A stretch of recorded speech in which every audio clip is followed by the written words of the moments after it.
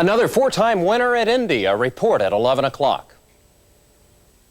Al Unser, the veteran from Albuquerque, New Mexico, who did not have a ride when the month of May started, is about to become a four-time winner like A.J. Foyt. Third turn.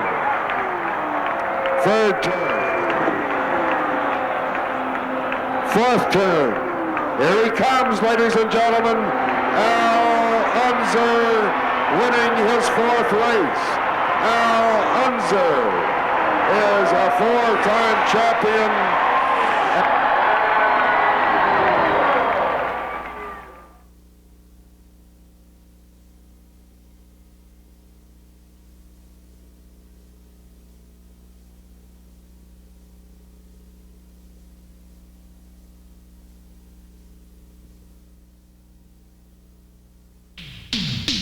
Race highlights, a report of the 71st running of the 1987 Indianapolis 500-mile race. Brought to you by True Value Hardware Stores, by the Waffle House Family Restaurants, by your 4 Indianapolis Chrysler Plymouth dealers, and by Hardee's. We're out to win you over. Good evening again, everyone. Welcome live to the Indianapolis Motor Speedway, where just a few hours ago, the 71st running of the greatest spectacle in racing, the Indianapolis 500, concluded. And if you've been anywhere around Indiana today, I know you probably already are aware that Al Unser Sr. won his 4th Indy 500 title. It was a big upset today. Everyone expected Mario Andretti to win it. But we're going to bring you over the next hour the story of today's race and how Al Unser Sr. ties A.J. Foyt as the only 4-time winner in the history of this event. Joining me tonight to bring you this coverage of the 71st running of the 500, Pancho Carter, who finished 27th today, Derek Daly, who finished 15th, and the legendary Tom Carnegie, longtime voice of the 500. But you know, before this race, there is so much pomp and pageantry going on, you almost earn your ticket. You get the money you pay on that ticket before they even run the race. Here's a look at what preceded today's race. As the morning sun shines brightly on the Borg Warner Trophy, the 33 drivers who begin this 500-mile chase know only one will see this massive prize in victory lane. This race day begins early for the 33 crews. The lightning-fast racing machines are rolled into their pit positions long before the green flag. I come again in Indiana, and it seems that I can see. This moment, supplied by the booming baritone voice of Jim Nabors, is like no other in all of sport, matched in sight by the launching of thousands of colorful helium-filled balloons that bring more than 300,000 race fans to their feet. But this is the sound and the command 33 drivers have spent the entire month of May waiting for. Gentlemen, start your engine. All right, let's quickly set the field for you. The 33 drivers who started today's race. Mario Andretti on the pole with Bobby Rahal and Rick Mears alongside him on row 1. Row 2, A.J. Foyt, Roberto Guerrero, and Dick Simon. Third row, Arie Luyendyk, Johnny Rutherford, and Michael Andretti. And then in the fourth row, Ludwig Heimrath Jr., a rookie, Rich Vogler in the middle, and another rookie, Jeff McPherson, on the outside. Row number 5, Scott Braden, Jeff Brabham, and Gary Bettenhausen. Row 6, Danny Sullivan, rookie Fabrizio Barbazza, and Gordon Johncock. Seventh row, our buddy Derek Daly, also Al Unser, who ended up winning this race, and Tom Sneva. The eighth row, Al Unser Jr., rookie Randy Lewis, and Kevin Cogan on the outside. Row number 9, Jose Legarza, Stan Fox, another rookie, and Tony Bettenhausen. The 10th row, rookie Davy Jones, our buddy Pancho Carter, and Ed Pym on the outside. Row number 11, George Snyder, Steve Chassie, and Emerson Fittipaldi. And here is a look at what you saw if you were here today or watching somewhere on television when the green flag came down and this 33 car and driver field headed full speed into turn 1. And Pancho Carter, it didn't take long after this for the first big event of the race to unfold, and unfortunately you were a central figure in that. That's true. It seemed like there was a lot of traffic getting into turn 1, and my teammate Jose Legarza spun right in the middle of the turn. I was on the outside of a few cars with no place to go, as you can see here, and right at the very end just clipped him a little bit with the right rear tire, and almost had him miss, but not enough to keep from doing some damage to the right rear of the car. Get another look here in slow motion. Did you have any idea what happened with Josele's car? No, I really couldn't see what was going on exactly up ahead of me, other I knew that Josele had spun. As you can see here, he's trying to get the car back under control, almost makes contact with a couple other cars. As you can see, they're basically kind of sneaking by on the outside. And I was stuck on the outside where I'm at there, and you can see I'm starting to get around him, and just as he hits the wall, he comes off the wall and moves back down in front of me, and I clip just the front end of it. Otherwise, if he stayed on the wall, I'd have missed him. You were pretty cool when describing this accident a bit later on, though, in the pits. Let's hear from Pancho at the time, moments afterwards. All righty. Now, we've got more racing action for you coming up. Pancho, I know you probably had a tough time getting back into the flow after that, but a yellow leg, of course, a yellow flag came out, and then Mario will take the green out of that and runs off to a huge lead right off the start. And I guess, Derek, so many people have been talking about Mario Andretti's invincibility during the course of the month that this seemed natural off the top of the race. I think what he did was expected by almost everybody. He ran with ease and really showed everybody the potential that he has had all month. He just proved his point here. Unfortunately, didn't quite last long enough for him. And Roberto Guerrero was hovering around the top 5 there. Were there any drivers going in, Derek, that you really saw, other than the Andretti's, as the favorites? Really, it was very difficult to pick a favorite. People said Rahal because the Cosworth engine would be so reliable in the Lola. In fact, that didn't happen. He had mechanical problems also. Somebody else picked Rick Mears because the 86 March works so well. But really on the track, Mario, whenever I saw him, when he came by me, he could actually go inside the yellow lines on the aprons wherever he liked. And that's always a good sign, or a sign of a very confident driver in a good handling car. We've got rookie Davy Jones in the pit right here. A lot of pit stops awfully early in this race, and then he's a protege of A.J. Foyt's, of course. Moments later, A.J. Foyt went into the pits, and our Clyde Lee was down in the pits with team owner Jim Gilmore.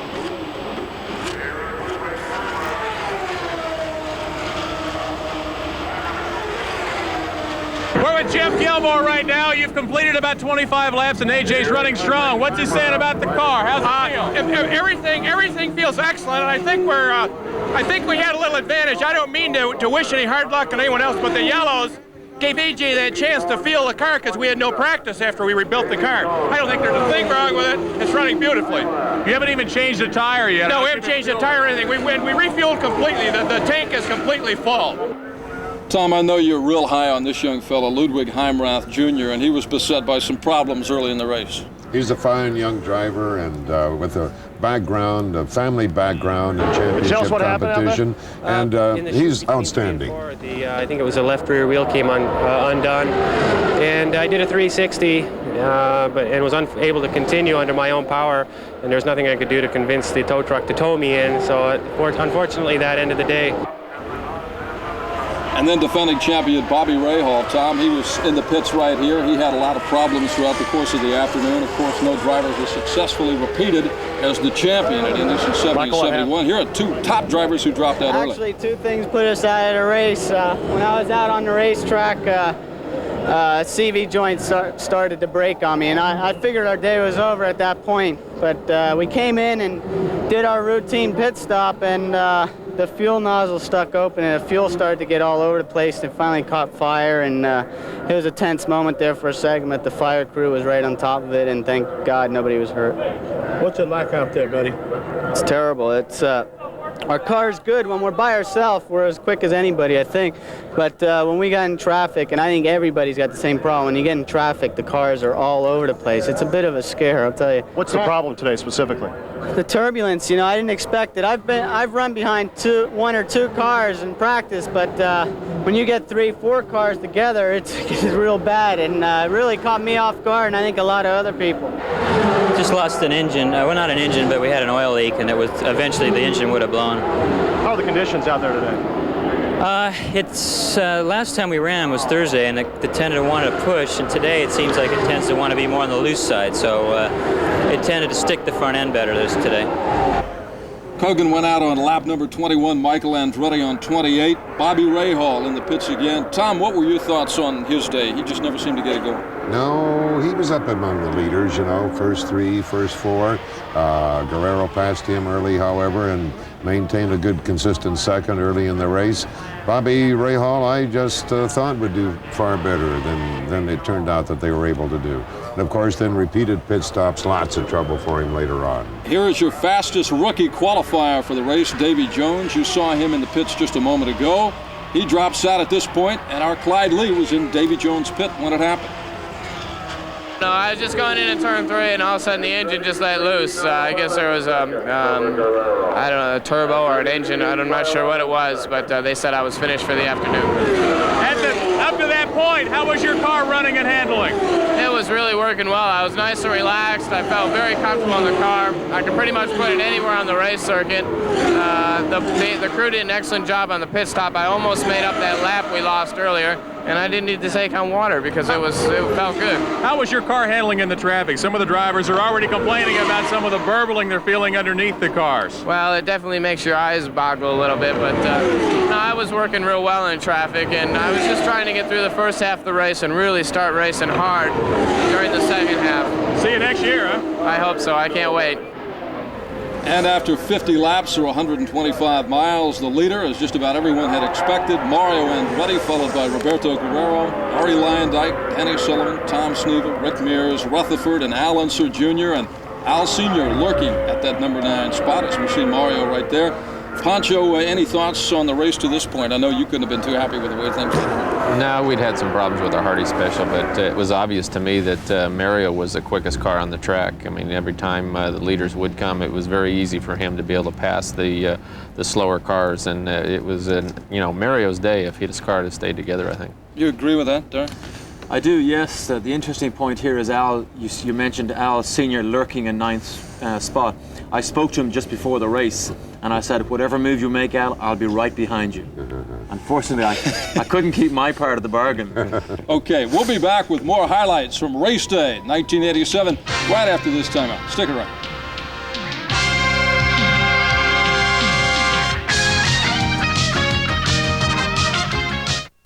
Welcome back, everyone, to our race highlight show live from the Indianapolis Motor Speedway. Not only did the 4 fellas drop out during the first 50 laps of the race that we told you about, Ludwig Heimrath, Michael Andretti, Kevin Kogan, and Davy Jones, but 2 other guys dropped out during the first 50 laps of the race. George Snyder didn't even make one complete circle of the track. He dropped out and finished 33rd with 0 laps. Randy Lewis dropped out. He's a rookie on the 8th lap. Okay, let's pick up more highlights, and you'll see Mario Andretti running strong again. And then Pancho Carter, our buddy here to my right, is going to go out with a blown engine. Pancho, I guess you really never got it back after that first incident. Well, not really. The Hardy Special was running good. The engine problem that we had, we don't know what was from the accident or not. I think it was just something that was inherent in the engine was going to fail. But we had got back up to where we'd ran some laps in the 195-mile-an-hour range, which for the race today was a very competitive speed. To this point in the race, it certainly looked like, as you said earlier, if his engine, Mario's engine, held up, it was his race. Gary Dick was in the pits with Pancho. Hey, we're in the pits now with Pancho Carter. Pancho, can you tell us what happened? Eventually, we just lost an engine, is why we dropped out. But, we got involved with that first lap incident with Jose Legarza. And, I think maybe that was an omen that just started us off on the wrong foot for the day. And then, Tom, here's Bobby Rahal again, and this was the end of his day. Well, the first pit stop was 4 minutes and 45 seconds, and you knew right then that it was all over for the defending champion. And he made a couple of other stops. They seemed to get the electrical problem solved, but they couldn't keep it solved. What was it? It's an ignition problem, electrical problem. And, you change the ignition box and it works well for a lap or 2, and then it just starts happening again, so there's something a little bit deeper. Was the car ever running well? It wasn't running too bad early on. The handling wasn't as good as I'd like. We made a change, and that improved a little bit, but by that time we kept having these problems, and, such was life. A lot different than last year. A little bit, yeah. Good luck. See you in Milwaukee. Ryan Hammond's in the pits this afternoon with Bobby Rahal, and then one of the Penske superstars, Rick Mears, comes in. He was also having problems, and Roger Penske very concerned at this point. And Tom, I guess he never thought, I bet he never would have thought at this point the race would turn out the way it did. He was worried about Rick and Danny probably more than anything. That's right. His number 1 and number 2 drivers, or his top 2 drivers, Danny Sullivan and Rick Mears. And Rick dropped back early in competition. Apparently his machine just never had it in the early going today. But of course, Andretti out in front. Every yellow light, he would add to his lead over Guerrero. He'd up it from 2 seconds to 3, to 4, to 5, and kept building up a lead only to have it slimmed down by so many cautions. Derek, why do you think, although Roberto Guerrero has yet to win here at Indy, he has been so consistent? Gordon Johncock dropped out right there, by the way. But what about that? It's hard to believe, really, the run he's had, and especially the second place today again, because today there was an incident that could have easily taken him out of the race when he, in fact, hit that wheel that we will see later on that came off Tony Bettenhausen's car. Right now, being taken out of the race is Rick Mears. He talked to our Clyde leader. I really don't know. You know what it was. The motor went a little weak going down the front straightaway after we fixed the coil wire, and then you know, I saw a little smoke in the mirrors, so we just kind of nursed it around and brought it in. Well, now you can get back to talking about Roberto Guerrero, Derek, and also Mario Andretti, Danny Sullivan, and Al Unser, who starts to make a little progress right here as we get into the 90-lap range. Yeah, Roberto, the incident he had could have easily taken him out of the race again. He hit that wheel, of course, that Tony Bettenhausen lost, which we'll probably see later on here. Yeah. And to think that he spun a couple of years back when another incident that could have taken him out of the race. So really, he's been very lucky, although he's been unlucky today. At this point, Mario Andretti's just got to be saying, hey, you know, if I can keep this thing heading forward, I'll win the race. Danny Sullivan was doing a great job and actually took the lead for 3 laps at one point. Yes, and he, at 90 laps, he was in 3rd place. Al Unser had finally creeped up and was in number 4 position at this point in the race. But you still had the feeling, all of us fans, all of us who were announcing the race, that all Mary had to do was just stay in front. Okay, we've got a yellow flag out here. Was the thought that if he could keep it going, Pancho, that Mario, he was just unbeatable? Oh, I think so. I mean, he just showed himself on the racetrack. As long as he didn't run into any major problems, he was going to be the man to beat, I think, all month long, and he showed that even during the race today. This has got to be, I think, one of the most maddening things for you guys, running out of fuel on the track. Dick Simon does it right here. What do you feel like when you're sitting out there? Well, probably a little stupid, you might say, because you know, you've got a very expensive, sophisticated race car and you run it out of fuel. But there is no fuel gauge in our cars, and it's very hard to gauge your fuel. And a lot of times the crew will miss by a lap. And 2.5 miles is a long way, and the car just does not coast very well without a little help from the engine. The track was yellow here from lap 96 through 101, and while Dick Simon was sitting out there on the track, Mario took that opportunity to get in and pit, and here is Dick Simon coming in and refueling. Dick Simon, I don't care what happened in the race today. I thought he did a great job qualifying where he did this year, Tom, for a guy you see. Yes, he certainly did. Started right up toward the front. And really, he was competitive despite that long stop in the pits. And he finished the number 6 position today, and that's outstanding. Outstanding. So at this point, we're 100 laps into the race. Derek, you first. What were your thoughts, not only about your situation, but the race in general? The race in general, I think, had gone almost predictably. Mario in front, a lot of the March runners with a lot of trouble. And from my point of view, the pace racing team never got quite happy with my car. We made some small changes to the front wings, but really every time I filled it with fuel and put new tires on it, the car was very, very good, very predictable. Almost felt like a race car again. But really, I could see a lot of the other March runners were in the same trouble. I followed Jose Lee for a long time. I followed Jeff Brabham. They had a similar push and then into a loose condition coming off 4 and 2. So really, there were a lot of unhappy race cars, while Mario almost sat back and just put those laps on everybody, almost at ease. He wasn't driving behind anybody either, which really helped, because I heard a lot of complaints today about driving in that turbulence. We'll be back with more from the Speedway right after this time.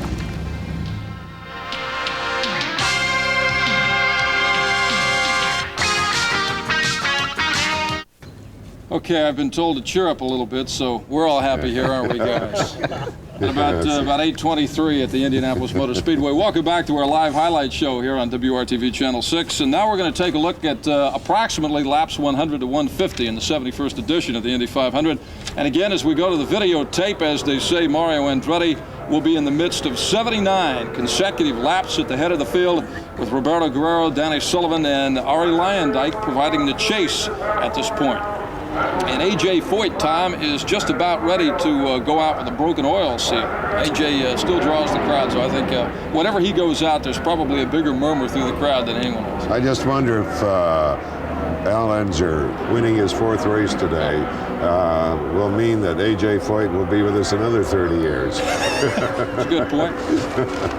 But AJ is going to come up here, and he drops out eventually on lap 116. Of course, we mentioned off the top of the show that the win today gives Al Unser Sr. 4 titles at Indy.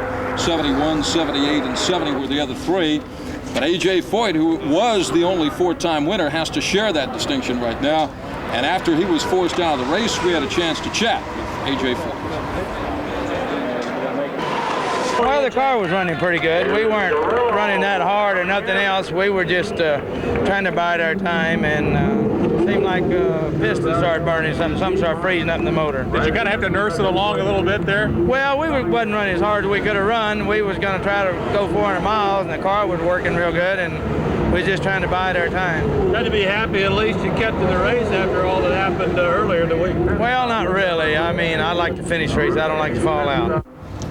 Pancho, have you ever been in a situation like Mario Andretti was for so much of today's race where you just feel your car is superior to every other car out there? Have you ever been in that situation? Well, yeah. In fact, when I won the Michigan race, I had the misfortune of spinning out in the first lap and had a very fast car, and it took me all day long to make up the lap that I'd lost and get back in the lead, and had some misfortune from Johnny Rutherford and ended up winning the race. And here's Brian Hammonds in the pits. Here's Roberto Guerrero running in second place, pitting under green on lap 126.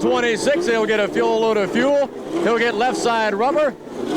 They're still waiting to connect the wheels to the automobile. The crew working hurriedly. It's not a very fast pit stop. Still going. Now he's off the jacks and out in 20 seconds. 20 seconds for Roberto Guerrero in second place. At that point, it was a race for second place, and Roberto Guerrero was holding down the runner-up spot, but Mario back out on the track right now, and coming up here momentarily, we will see an incident that Derek referred to a bit earlier involving Tony Bettenhausen and Roberto Guerrero. This is one of 2 incidents that may have cost Guerrero the race today, but we will show it to you in regular speed while we continue to watch Mario Andretti get back out on the track, and then we will show it to you in slow motion. One of Tony Bettenhausen's rear tires, rear wheels, flies off the car, bounces off the nose cone there of Guerrero's car, flew up into the grandstand, hit a man from Wisconsin, Lyle Kurtenbach, 41 years old. He was killed when hit by the wheel. So a real tragic incident in today's race. Vince Granatelli is going to come up here and talk to us. Of course, he's involved with Roberto Guerrero's car, and at this point, things were looking extremely good. The Granatelli name back at Indianapolis this year, and let's go down to the pits and chat with Vince Granatelli, who is looking good with Roberto Guerrero right now. Somebody lost the wheel in front of us, and he hit it and knocked off the nose, but we put a new nose on him right back out there. Did he lose a lot of ground? We're still running second. I'm not sure exactly, but we're still running in second position. Can you catch Mario? We hope so.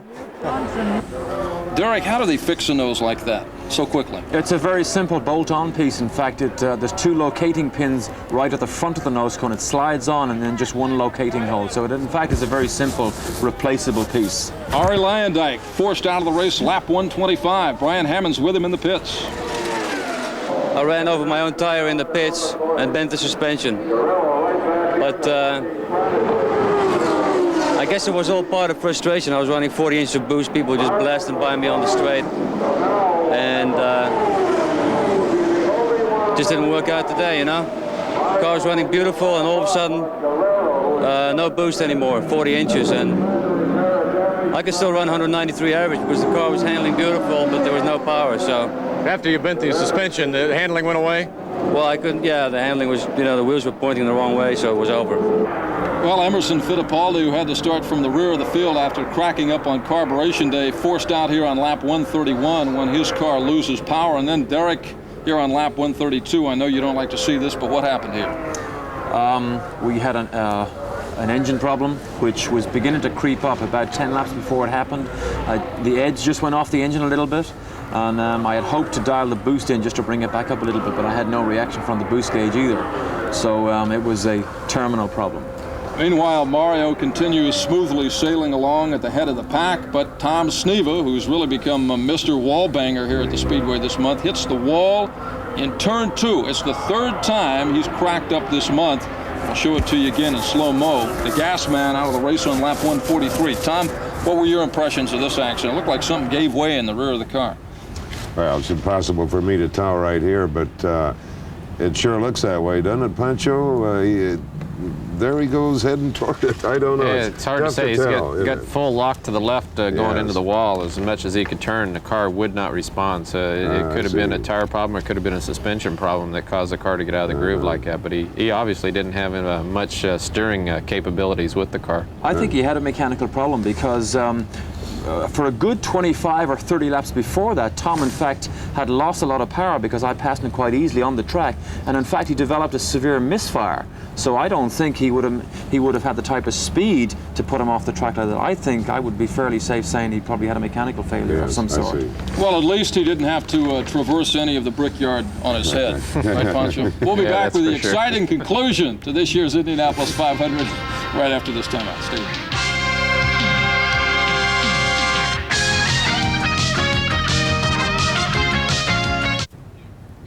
Welcome back, everyone. For the first 150 laps of today's race, it was very simply Mario Andretti's race with everyone else fighting for second place, and it will continue to be that way for the next 20 laps as we go back to the videotape.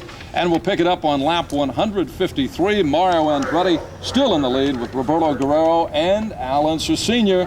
creeping up behind him. We've got a yellow flag out on the track right now. At this point, Tom, you've seen so many of these races. Did you think maybe in the back of your mind that Al Sr. was the wily veteran who didn't even have a ride when he came here this month was going to be a factor at the end? Well, no, I didn't really suspicion at that point because Mario was doing so well and Guerrero was staying right up there with him. And those two were so completely dominating the race at that point that I always had the feeling that whatever car Al drove, he would protect it and be in a position to win at the end of the race. But that you know about Al. That's a trait of his. And he would be there at the finish. Now, Derek, one other time we talked on Trackside 6 about a spin. Was that a great job of driving by Fabrizio Barbazza or luck? That was pure luck. There's no way any driver could say that is his skill to take a car out of a spin like that. Pure luck. No other way. It sure looked good on the highlight reel, though, didn't it, Fabrizio? Particularly as he went on to finish third. Yeah, that's right. That's a sensational performance for him. I think so, yeah. I mean, a lot of people thought, coming from the ARS series as he did last year, that he needed to learn a little bit more about Indy cars before he begins to spread his wings. But really, he has come on so strongly, and he ran very strongly all month long. And really, I think third place is more than probably he or his RCRO team could have hoped for. They were certainly elated at the end of the race. Absolutely thrilled. Big Al coming into the pits right here on lap 174. And at about this point in the race, you guys, Mario begins to lose power. And it's almost like, here we go again, right, Pancho? I mean, it's been the only time he's ever won the race here was 69, and he seems to have been snake bit with bad luck. He's had a lot of hard luck here, but you're right. You know, he had the race well in hand. I think he was a lap ahead of second place and maybe 2 laps ahead of third place. And he slowed coming down the front stretch, as you can see on the TV now. And it's just, it was, you know, I'm sure sickening for Mario to have the car working as well as it was working and have the race more or less in his grasp and just not be able to bring it home.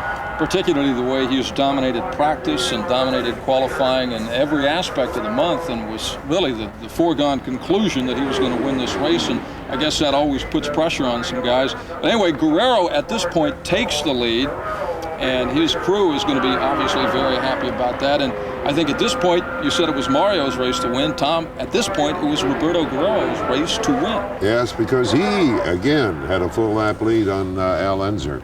And all they had to do was just stay in there. Have one more pit stop that was run perfectly, and they had the race won. That, despite the fact that he lost that nose cone and had to come in for an unexpected pit stop earlier. It was caused by somebody else's misfortune. At lap 190, we're getting into that. Or 180, this had to be one of the most sickening feelings a guy could ever have, because first it happened to Mario Andretti, now Roberto Guerrero knows he's got the race to win, and he comes in, and this pit stop is an absolute disaster. Our Brian Hammonds was there when it happened. And here is your new leader, Roberto Guerrero, in car number 4 on lap 180. He's leading the race. This is a time stop. They're just putting in enough fuel for Roberto to finish this race. He has a 1-lap lead on Al Unser Sr. They're still putting the fuel into the race car, just enough to finish this race. Just a splash in the fuel tank. He's trying to get out of here, and he kills the engine. Roberto Guerrero kills the engine. They're frantically trying to start the car. It started, and away he goes in a lengthy 31 seconds. He's still trying to get out of the pits, trying to find a gear. He's still having trouble getting out of the pits, and he's finally away. But Guerrero stalls coming out of the pits. Meantime, out on the track, Alan Sr. takes the lead on lap 181. Now back to the hectic activity in Guerrero's pit and Brian Hammond. Now they're pushing Guerrero's car back into the pit area. They've got to get that car restarted. They have to bring it back in the pits. Now they're going to try to push start it. The crew pushing. They're going to pop the clutch trying to start the car. It catches. Does it stay?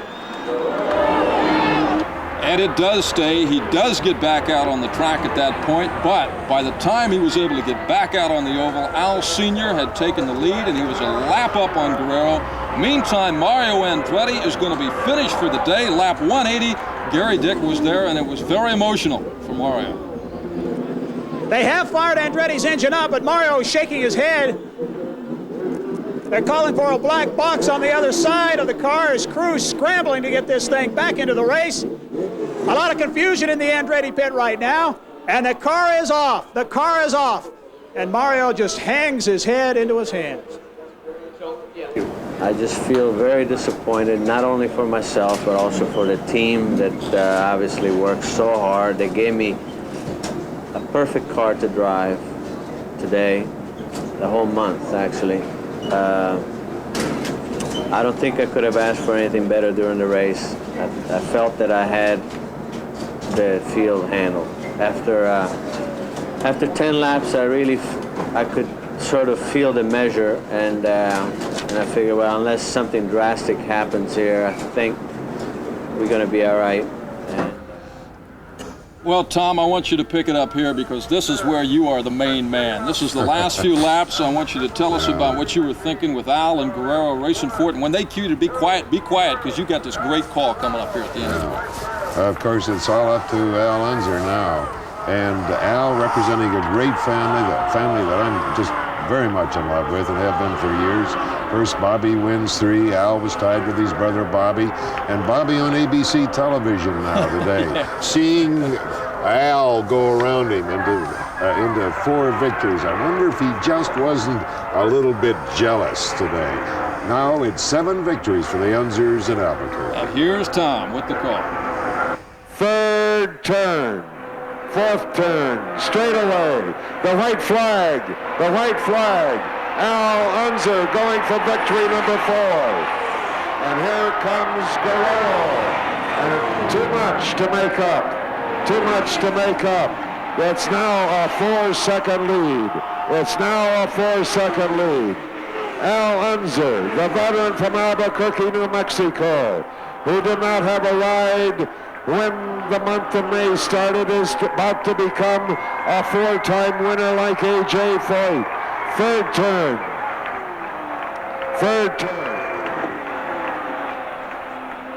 4th turn. Here he comes, ladies and gentlemen. Al Unser winning his 4th race.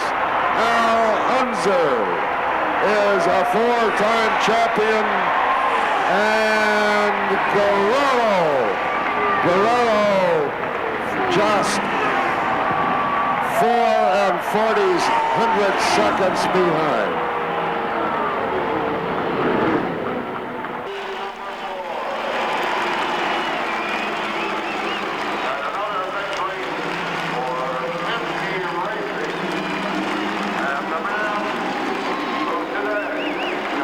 Well, thank you very much. It's really a pleasure. I'll tell you, it's something that a guy can dream about and it never comes true, but this time it did. Thanks to Roger Penske and my whole crew. Without these guys, I'll tell you what. Well, I had a little problems in the beginning. I just couldn't get, I guess, myself dialed into the car or the car into me. And finally, after the first pit stop, we changed tires, and that seemed to bring it all together. I guess I made up my mind I better start doing the right thing, but by then I was already a lap down. Al, last week, what would you say your chances would be of winning the 500? Well, it was going to be pretty slim, until I got Penske's ride, and then we knew, or I did, that I would be competitive, and I didn't know how whether we were going to be able to win. But the whole crew talked about it, and we discussed it, and we said if we could just stay on the same lap and wait till the end and be running at the end, we'd be competitive. And then when I got lapped by Mario, I was pretty upset with myself for letting it happen, but it all turned out. Were you aware of the problems that Guerrero was having in the pits? Roger Penske keeps me informed of that. Oh yeah, I knew exactly. What happened in that last pit stop? Well, when I came in the pits, I couldn't get the car out of gear, so I knew we had a problem with the clutch, and I was just praying. But once the car dropped, the engine died, and it was really, we were very lucky before when I hit somebody's wheel that that's really cost us a lap, and we really wouldn't have been fighting with Al at all if that hadn't happened. So a little bit of a bad break. At the same time, we take second place. So Big Al finishes first with an average speed of 162.175 mph. His margin of victory 4.496 seconds. We will return after this commercial message, a live interview with the second four-time winner in Indy history, Al Unser Sr. There's your champion. We'll have him live when we come back. And welcome back to the Speedway. Brian Hammonds, for the second time in the last 3 years, is in the Penske suite, live on race night, interviewing a winning Penske driver. In '85, it was Danny Sullivan. Tonight, who is it, Brian? Well, Ed, I've got only the second man ever to win this great race 4 times, and that, of course, is Al Unser. And Al, has it sunk in yet 4 times to win this at this place? Well, yes, it has. In other words, you know that you've won it because all the interviews and all the people that congratulated you. It really makes it neat, though, I'll tell you, because I didn't think the beginning of May this would happen. What was your race strategy? The race really came to you, didn't it? Yes, it did. Strategy was to stay on the same lap with the leaders, which I failed at right away. And then we had to make up a lot of ground, and we would have never caught Mario regardless. I couldn't race him at all. And Guerrero would have been a handful, if he wouldn't have had his problems. I don't know if we could have done any, justice with him or not, but it didn't work out like that, so. Was Roger talking to you over the radio when Mario was having problems and when Roberto was having his problems in the pits? Did you know what was going on? Yes, I did. Oh, yeah. Roger keeps you very informed about what is happening to your other competitors that are close to you, sure. What was he saying to you? Well, he just told me that Mario had his problems, and then when Guerrero had his problem, he told me that I was a lap up on him and just kind of play it cool and behave. Were there any close moments for you out there today? Just early in the very first lap when Jose Lee spun, he just passed me going into the first turn, and that was close. In fact, I thought we'd already hit. And other than that, everything went smooth all day. Got to ask you this. What lies in the future for the rest of the year? I wished I knew that. Just like if you would have asked me, as you did at the beginning of May, I don't know yet. It's something that I'm really not worried about. I did what I wanted to do here as you would like to do, and it just worked out. But if I run any more races, which I hope I do, I would like to win those too. Well, just enjoy this one. That I'm going to. Thank you. Only the second man to win this race 4 times at the Indianapolis Motor Speedway, Al Unser. Now let's go from the suites back down to the start-finish line and Ed Sorensen. Ed? And Brian, I asked our resident historian, Tom Carnegie, if he thought that Al was the only guy ever to come here in May without a ride and go on to win the race, and Tom said, yeah, so that's good enough for me. He must be that, too. That's a whale of a feat. Yeah. Thanks a lot, Brian, and congratulations, Al Unser Sr. And as Beth Daly, who's standing off in the wings here, just said when Al said, I'm not worried about it, the man has nothing to worry about tonight. He just won the biggest thing in racing. Right now, one of our driver experts throughout the month of May has been Lone Star JR Johnny Rutherford, and today, a little bit after the race, he gave us his perspective on his performance in the rest of this year's 500. Well, I guess if your car would have kept running, you would have been the 4-time winner instead of Al, huh? Oh, I don't know about that, but we'd certainly like to think so. The car was running super, and coming out of turn 2, it was just as if you'd shut the ignition switch off. We broke a rotor in the distributor cap, and it quit, and it was very disappointing. We spent 30 laps in the pits, got it fixed. I went back out and was running fast again. So that's just racing the way it happens. You were actually a lap up on Al then, weren't you? Yes, at that point we were a lap ahead of Al, and who knows where it would have turned out. I'm very happy for Al. He's, you know, I wish I had his luck to come here and just be looking for a ride, have things turn out the way they did for him, and be the winner. But that's what it's all about. What were your impressions of the race? So much was made of the danger in this race with the new tires and the conditions and all the accidents this month, but yet there were some accidents, but it was a pretty safe race. It really was a safe race, and the guys once again came through. I think it's, you know, we had the month, and when you're out here practicing and when you're qualifying, it's a different ball game than the race. And so I think everyone was settled in with their qualifying, and that was out of the way, and the trying to go as fast as you can was over with. And everybody kind of said, okay, it's race time. We've got to take care of one another. We've got to be very cautious out there because we don't know what the cars are going to do in turbulence. We don't know what the tires are going to react like with a long run on them. So everybody did their job, and I was pleased. It has to make you feel good to see Al win his 4th race. There's a sign outside their garage now that says the Over the Hill gang does it again. That has to make you feel good. Well, yes, because I'm one of the Over the Hill gang, I guess, as they call them.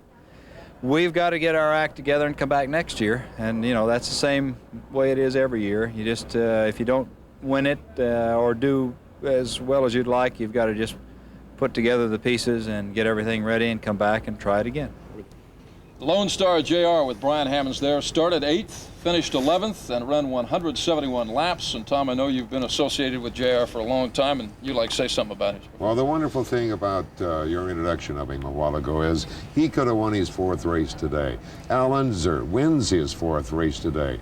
There were 9 former winners of the 500, the highest ever in the field. It says something about the longevity of race drivers, about the safety of the machines, and that's the wonderful thing as we look on the field that exists right now. All right, good point. We'll be back with a final word and also give you the complete finishing order for the 1987 Indianapolis 500 after one more break. We'll be right back.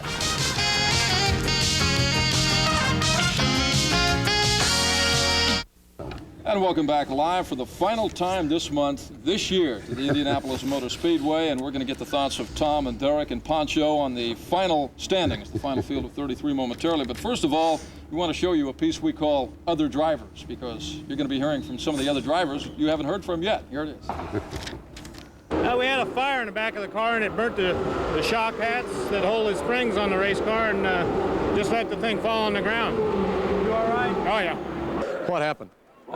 We had to drop out. We had a real bad oil leak coming out of the motor, and it wasn't anything that was fixable, really. It wasn't a line or something simple. Was the car running well at all? No, I was running real loose, so I was kind of surprised. We were hoping that it would go the other way and push, but it was a handful. You had it hooked up for a while, didn't you? We were going strong, and then about 80 laps into it, my oil light came on, lost a lap to Mario, and then we were back, actually led for a while, and figured, well, the thing hadn't blown up now, we might as well just keep going, and we did, and then finally, I guess it let go.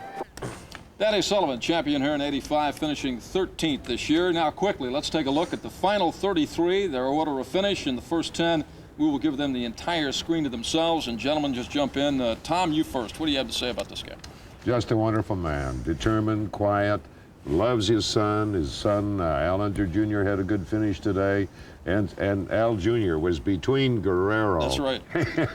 and his dad, and shades of perhaps the situation with Tom Sneeb a couple of years ago. Guerrero drove a great race. Can you imagine? Second, third, fourth, second in his career at Indy. Derek, what about Barbazza? You said a bit earlier you thought this kid showed a lot of talent out there today. Is he a comer on the circuit? Yeah, very bright, talented young Italian driver. I wasn't so sure that he could handle himself as he did today, but it's very nice to see how the team have brought him along to be so successful so quickly. What about you, Pancho, and this guy here? Oh, you mean Red there? Yeah. Al Jr.? Yeah, he's an excellent driver, young driver, but uses his head and runs very strong, and did a good job today in finishing fourth. And here we have the old wily veteran waiting still to win a race. This is a very good finish for Gary, and I'm sure that he was extremely pleased to be able to have a fifth-place finish. He couldn't change tires at the end, driving on white. You know, very consistent, Tom, when you start sixth and finish in the same spot. Dick Simon did that today. After he produced his certified birth certificate to A.J. Foyt to prove that he was, in fact, the oldest man on the starting line. And then Stan Fox is kind of a surprise, isn't it? Well, not really. I think Stan's been a good race driver for a lot of years, mainly running midgets and stuff, and he started just ahead of me and did a good job, avoided the accident on the first lap, but I think he's going to turn into be a real good race driver in the IndyCar circuit. 3 rookies in the top 8. Jeff McPherson right there. Mario Andretti looked like he had this race. He wound up number 9. Tony Bettenhausen was 10th. Great finish, Tom, for the Bettenhausen boy. Sure was. Unfortunately, losing that wheel costing a spectator his life earlier today, but you know, I guess those things do happen at even the best of well-regulated racetracks. All right, here we go. Johnny Rutherford, number 11. Scott Brayton, number 12. Danny Sullivan, as mentioned, 13. Tom Sneva, despite hitting the wall, finished 14th. And Derek, 15. You happy with that at all?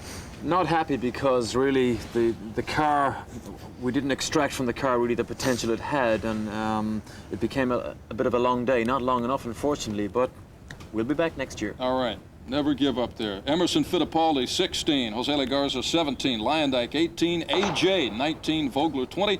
Pim, 21. John Cock, 22. Mears, 23. Jeff Brabham, 24. Steve Chassie, 25. And Bobby Rahal, 26. Quite a fall for the defending champ. And number 27, Pancho. Well, I think the Hardee's team has to be pretty happy. We've got a car that's basically intact other than some minor body damage, and we didn't have the most, I guess we did have an exciting month, but not the most productive month that we'd have liked to have had. But you know, at least I'm still walking the same way I did when I showed up here.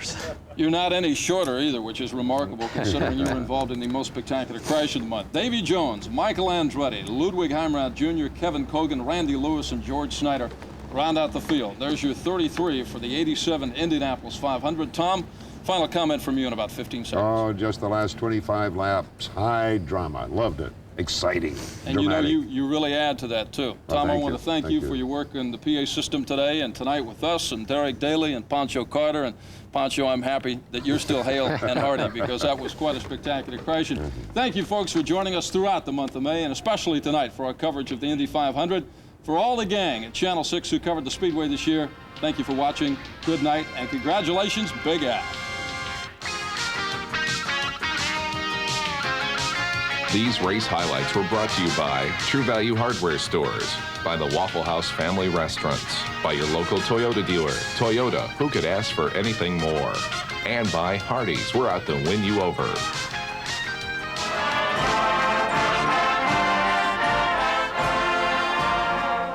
Back home again in Indiana,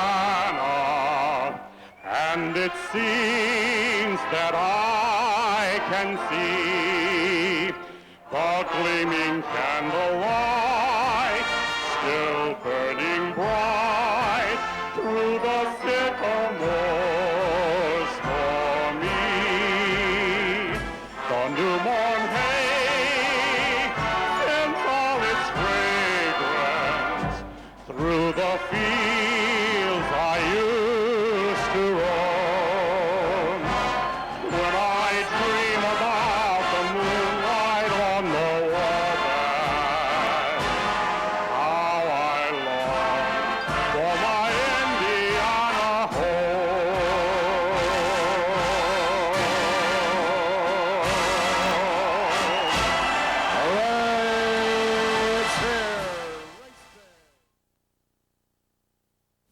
When I was younger, it was really healthy brown and bright. Color got darker on the ends and more mousy.